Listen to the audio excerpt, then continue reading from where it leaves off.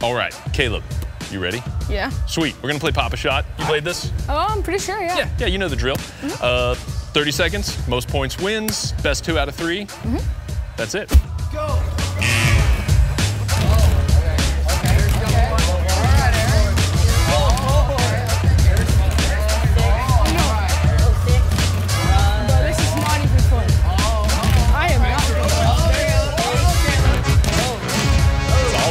The backboard. It's still close. There we go. Oh no.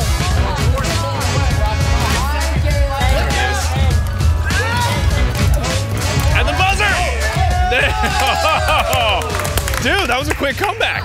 That you closed the gap. 2 out of 3. Right. So that was, I got my lucky round out of the way. Yeah, I'm coming back. Now it's just you to absolutely destroy me.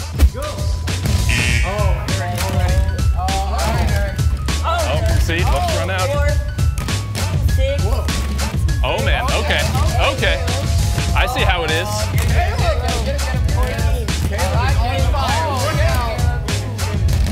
Oh man, okay. I made him mad. I can see.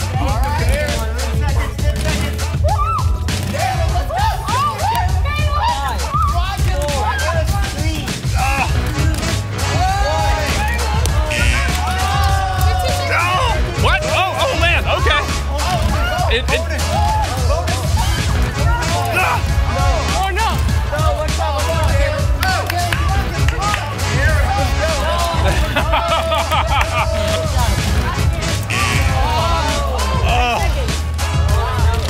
Oh, is it still? What's happening? 6, 5, 4, 3. No, I can't go anymore.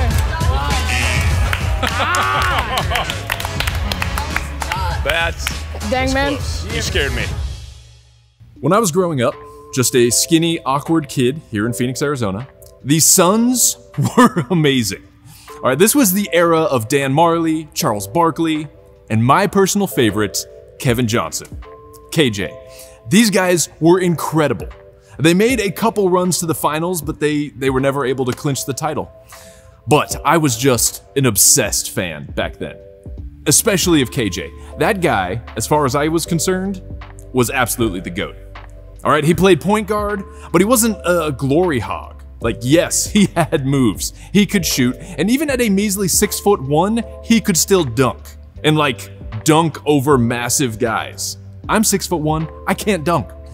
But what made KJ so amazing is how much better he made the whole team.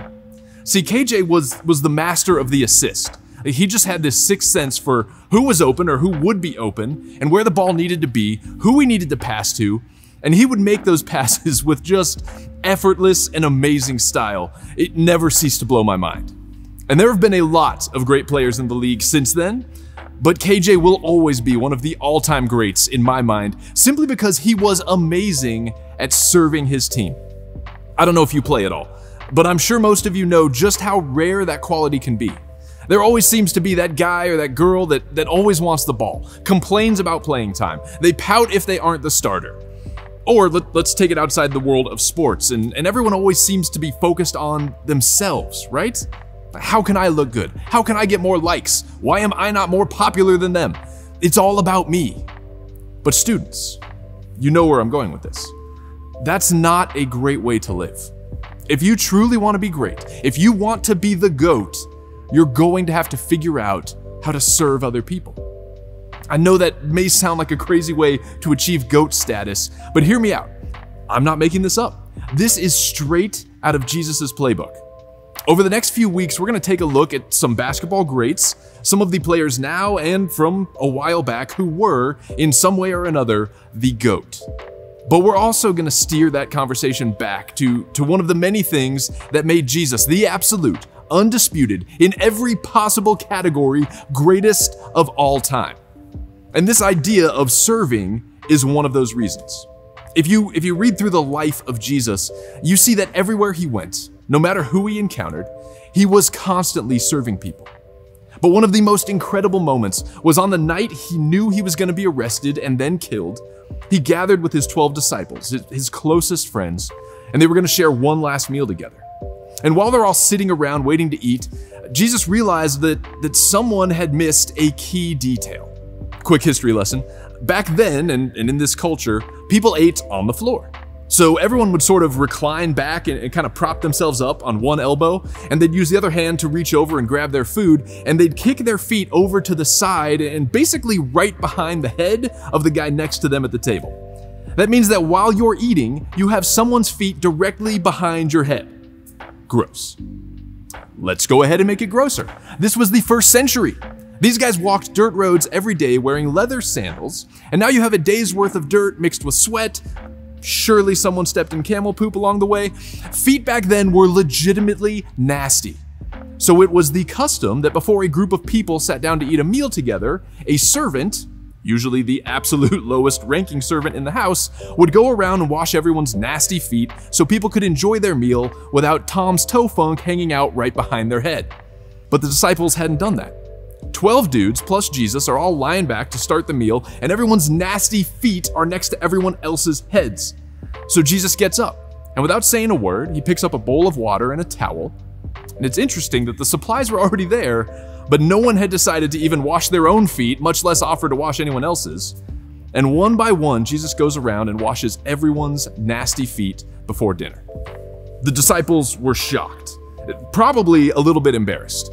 At this point, they were fully aware that Jesus wasn't just some good guy or an awesome teacher, he was God himself. And so the thought that God would stoop down and do the job of the lowliest servant, a job that any one of them should have gladly volunteered to do for Jesus, it was a powerful moment. And after Jesus finished and all the disciples were sitting around just glued into what he was going to say in this moment, he explained that what he just did was an example for them. That in the same way that he, their Lord and Master, just served all of them, they should serve each other. Jesus told this same group of disciples at another moment in their time together that whoever wants to be great among them must become a servant. Jesus' commands to his disciples, and also to us, is that if we truly want to be great, if we want to make a difference in this world, we have to serve others. Jesus is the GOAT because he served, and we need to follow his example if we want to be great too. You're going to talk in your groups about exactly what that looks like in your life, but every single one of us have people in our lives that we could serve every day. Parents, siblings, friends, teammates, coaches, teachers. There are 1,000 ways we could serve the people in our lives, and if we'll just look out for those opportunities and be willing to meet those needs when we see them, we can truly become great.